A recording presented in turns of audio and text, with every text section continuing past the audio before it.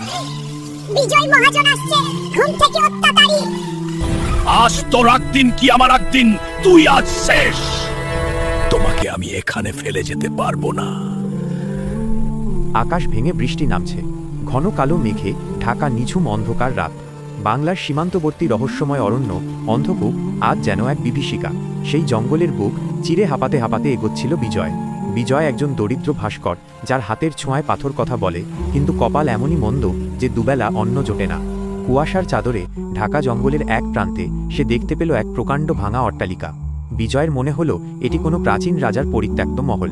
বৃষ্টির হাত থেকে বাঁচতে সে ভেতরে পা রাখল। চারদিকে শেওলা ধরা দেওয়াল আর মাকড়সার জাল। হঠাৎ তার চোখ আটকে গেল মাঝ বরাবর রাখা একটি মূর্তির ওপর।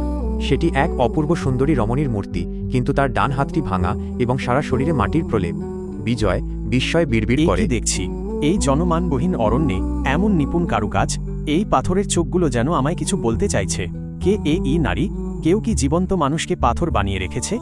হঠাৎ নিস্তব্ধতা ভেঙে মহলের দেওয়াল কাঁপিয়ে এক গম্ভীর অথচ করুণ নারী কণ্ঠস্বর প্রতিধ্বনিত হল।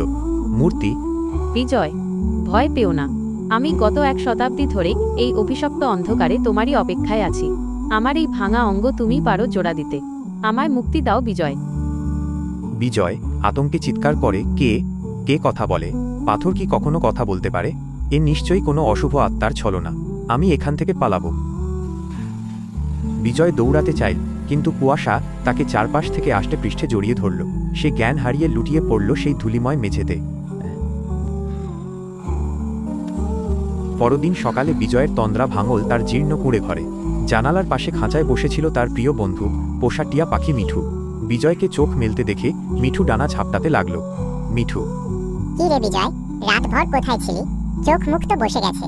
তুই কি কোনো ভুতুড়ে কাণ্ড করে এসেছিস? বিজয় ক্লান্ত স্বরে: মিঠু, মিঠু, তুই বিশ্বাস করবি না।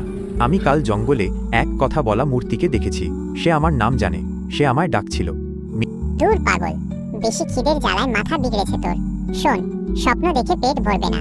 কাল মোড়ল আর মহাজন যা হুমকি দিয়ে গেছে, তাতে আজ কিছু একটা ব্যবস্থা না করলে আমাদের দুজনেরই কপালে দুঃখ আছে। ঠিক তখনই দরজায় সজোরে লাথি পড়ল।